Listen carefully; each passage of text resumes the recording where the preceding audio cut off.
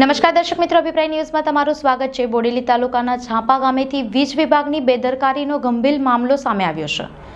નવી ડીપી સ્થાપના દરમિયાન અચાનક વોલ્ટેજ વધતા ગામના અનેક પરિવારોને મોટું આર્થિક નુકસાન વેઠવું પડ્યું છે।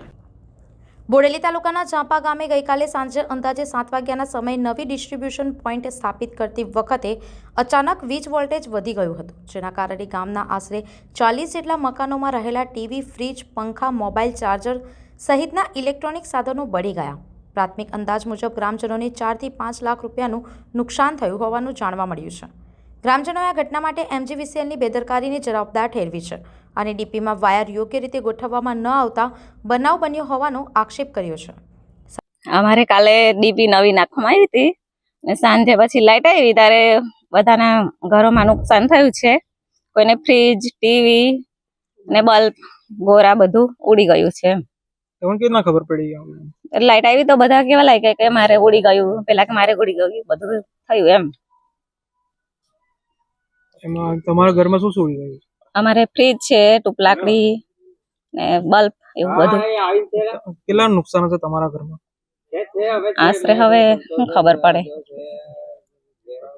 20-25 હશે।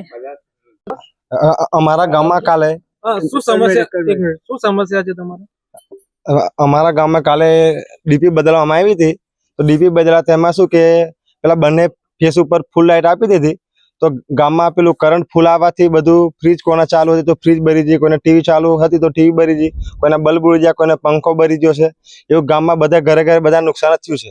તો અમારી જીબી વાળાને નમ્ર અપીલ છે કે જે બી અમારે નુકસાન થયું છે ગામમાં તેનું યોગ્ય વળતર મળે, ગામમાં ટાઈમે વળતર મળી જાય। અને સરકારને બી એક અપીલ છે કે આવું કંઈક થાય તો ધ્યાન દોરે તેમાં, કારણ કે આ તો આમાં કંઈ સારું કે કંઈ જાનહાની થઈ, બધા ટાઈમે લાઇટ બંધ કરી દીધી। બાકી જો કંઈ ઘરે કોઈ ના હોય ને કંઈ આવું ચાલુ થઈ રહે તો આખું ઘર બી ફોલ્ટ થયા કે એવું છે। હમણાં કપાસ બી બધાના ઘરમાં ભર્યો છે, બધું એવું છે ઘરમાં। સંવાદદાતા સાથે અભિપ્રાય ન્યૂઝ, વડોદરા। આવા જ વધુ સમાચારો જોવા માટે સબસ્ક્રાઇબ કરો અમારી YouTube ચેનલને અને જોડાયેલા રહો Facebook, Instagram અને Twitter પર।